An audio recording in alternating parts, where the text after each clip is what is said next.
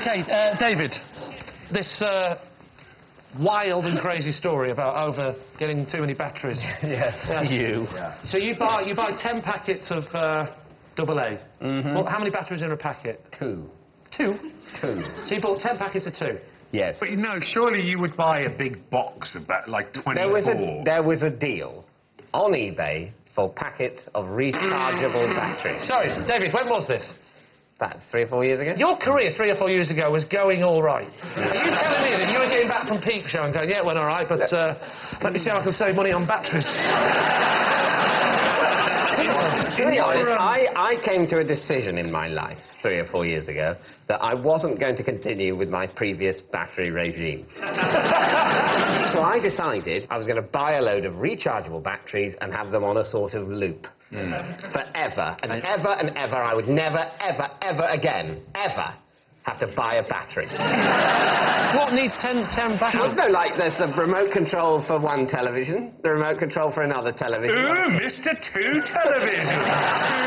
Ooh.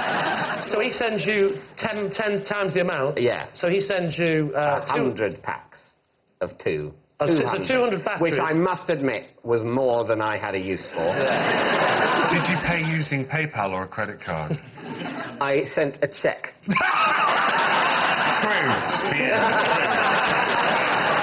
I think this story's got a lot of positives and negatives.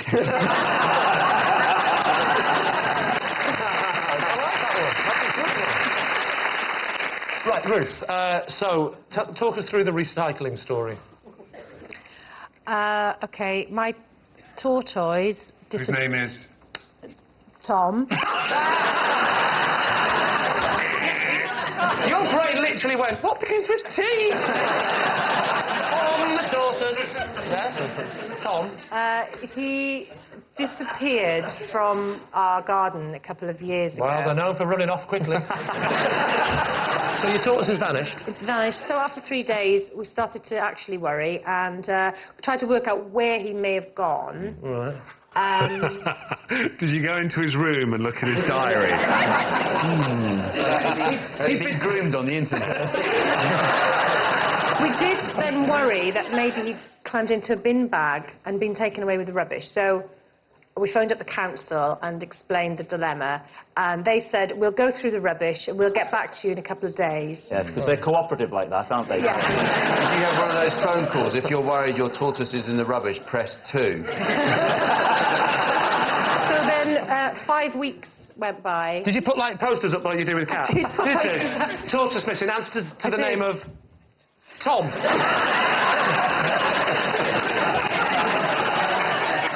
5 weeks after he'd gone missing, when I was feeling very sad, we got a phone call saying, we've found a tortoise in the recycling plant. Let me ask you this, did they find it in a specific part of the recycling area, like in the plastics? They found it on the conveyor belt, on the can crusher. Yeah. You're saying this is now like a Disney film? It's like the end of Toy Story. You're trying to run away, It would make a good film, wouldn't it? I think, anyway, it was about 30 seconds away from the can crusher. Oh, wow. Give it a rest. You've ruined the story for yourself now. 30 seconds away? Well, yeah. But he was close to the end of the line, about to go in. Yeah. So all the other people on the line, they just missed the tortoise. They'd gone, I do cans, I do plastic. Who's going to do the tortoise? Not my job. That's not my job. I don't do tortoises. Do you do tortoises? I don't do tortoises. So, all right, there we are.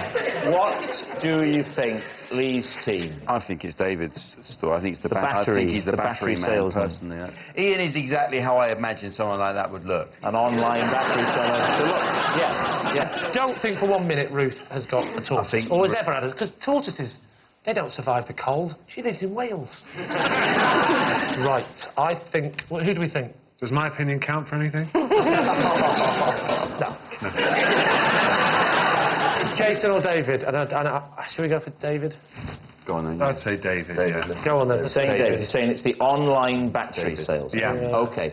Ian, would you please reveal your true identity? My name is Ian. I work for a recycling plant where I found the tortoise. Yes, Ian saved Ruth's tortoise's life seconds before it was about to be crushed in a recycling plant. Thank you so much, Ian.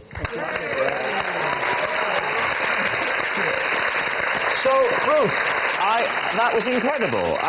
Everything with the Toy Story bit on the... Yeah. All He's really called Tom. He's really called Tom. Now, we've got a picture, actually. Great. Oh, there you are. That is You're about Tom. to eat the tortoise. Isn't that nice? Which brings us to our final round, quick-fire lies, in which our panellists lie not only through their teeth, but against the clock. We start with... It's Lee.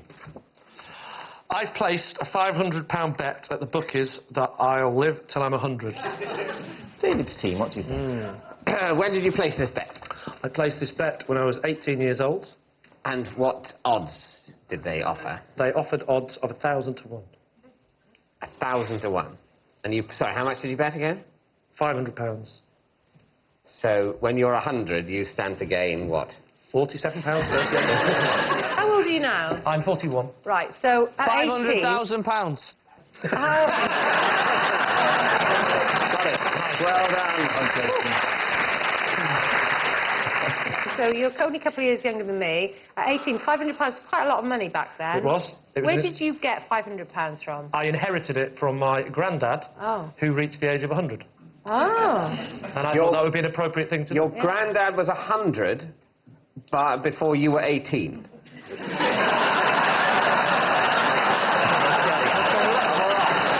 How old's your dad when you're 18? Sorry? When you were 18... When you were 18, your grandfather was 100. Yes. Yeah. So he was 82. Your grandfather was 82 when you were born, right? Can we stop calling him Grandad and give him his proper name of Step-Grandad? Okay.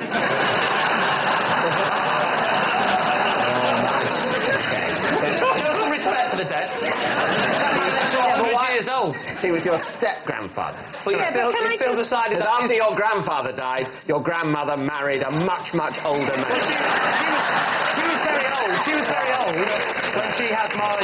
Yeah. Why did you decide? How old was your grandmother when she had your dad? She 71? She was 45 when she had my granddad. Right. Look, it's a weird family, I'm not going to lie. But very weird family. Why did you decide? It would make sense, that math. She was 45 when she had... The maths might make sense, but why did you decide that the genes of your step-granddad would be in you? £500, that would have got you an airfare to Australia. 23 years Surely you ago. would have spent it on travelling or something like that. I just can't believe that you would... Oh, yeah. I was grieving. That was not the time to go flying around the world. There's nothing more upsetting than a step-grandfather dying at 100. I'll be honest with you, none of us expected it. Yeah, it's a lie. It's a lie. It's saying it's a lie? lie. Ruth thinks it's a lie. Jason thinks it's a lie. Lee, is it a lie, or were you actually telling us the truth? It is, in fact, a lie.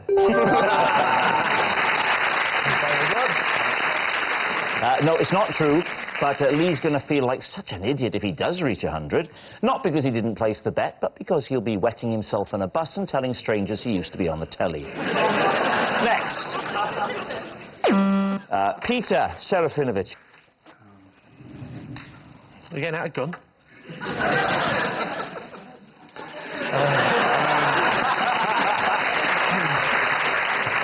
My first drink of the morning is always a mixture of tea and coffee. I call it cough tea.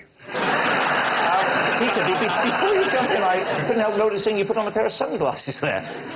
Why? This is so I don't give away any tells with my eyes. I'll take them off. Okay. Yeah, you can't... But to be fair, it still looks quite good. So, it's disgusting, isn't it? Half tea, half I coffee? don't like it when you, like, the same teaspoon's used after a coffee into a tea. So to mix the two together, weird. You like that, do you? Well, I did it by accident when I was about 8. And my mum was like, what are you doing? But then I had a swig of it. Oh, you would. Yeah. Can I ask, how do you make it? Do you make the tea in a pot and the coffee in a cafetiere and then pour it? Or do you do an instant and a tea bag? I've only ever had it with instant. I don't think you'd sort of sully a nice espresso or whatever with a tea bag. Do you take sugar in your coffee? No, that'd be weird. Sorry. You can have half white sugar and half brown sugar. Oh, pervert. What's it called? They had coffee. You could have called it toffee. That would have sounded right. There's already a thing called toffee. I think the very fact that he said you wouldn't do it with proper coffee, only instant coffee, shows that he despises it as a concept. And he can't bring himself. Otherwise, if you really meant this about coffee, you'd say, I use the finest coffee and the finest tea. David. And I blend them exactly together. Can I just say, calm down, okay? Calm down, dude. You sound like you've had too many coffee teas today. Right, come on, David. Well, what do you think? I think absolutely it's a lie. I think a lie as well. Yeah, I think it's a lie. You think it's a lie? So, all right, yeah. Peter, is it the truth or is it a lie? I was telling the truth. It was a lie, and he even lied as he told us whether or not it was a lie. Next. No, that's me. Right, there we go. I once stole Catherine Zeta-Jones's dinner money. Well, of course, you're both Welsh, so you presumably went to the same school. Yes, applaud that thinly veiled racism. What age were you? I would have been school age, young, about, I don't know, 10. Catherine Zeta-Jones is about... she's 40-odd. Well, I'm 45. Yeah, she was younger than me at school. And is even younger now, apparently. So you were 10? You were 10. She was about 5. You stole a 5-year-old little girl's dinner money at the age of 10. You bastard. No, I didn't steal it as such. It was a misunderstanding. Right, what was the misunderstanding? How did her money end up in your hand? Well, I arrived at school that day, and as I walked into the school, Catherine Zeta-Jones's mother saw me and said, I've forgotten to give Catherine her dinner money. Would you give her the dinner money? And gave the dinner money to me. And I forgot to give her the money, and I spent the money on sweets. And what was this school? It was called Swansea. Swansea? Swansea It was called Dumbarton. Oh, not Swansea then, Dumbarton. In Swansea. Oh, right. Have you met her since? Yes, I have actually, yes. And have you had a hilarious... Oh, tell us about when you met her. Here's your £3. I'll tell you that when I met her, this is true. When I met her, which is not to say... Which is not to say that the other one is true. I met her at the BAFTAs when she won for Chicago, and she had an American accent. That's the story. Oh, right. Give me my £3 back, Bryden. So what are you going to say? Truth or lie? Lie. Lie. Lie. It's got to be a lie. Lie. Because, Say lie. You're too an honest man not to have gone back and given it to us. So, David's team. I think it might be true. I'll go with what Ruth says. Yeah, all right. We'll say it's true. You're saying it's true? Yeah, yeah. You say it's a lie, you say it's true. So It is true.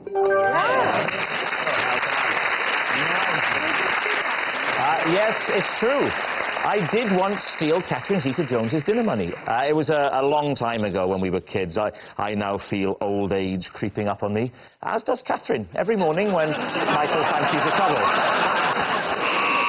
And that sound tells us time's up, and it's the end of the show, and I can reveal that David's team are the winners by 8 points to 3.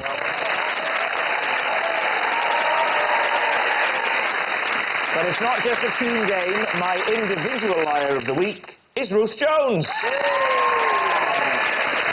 Yes, lovely Ruth Jones, whose irresistible South Wales charm is a bit like my irresistible South Wales charm, except that it's irresistible and charming. Goodbye.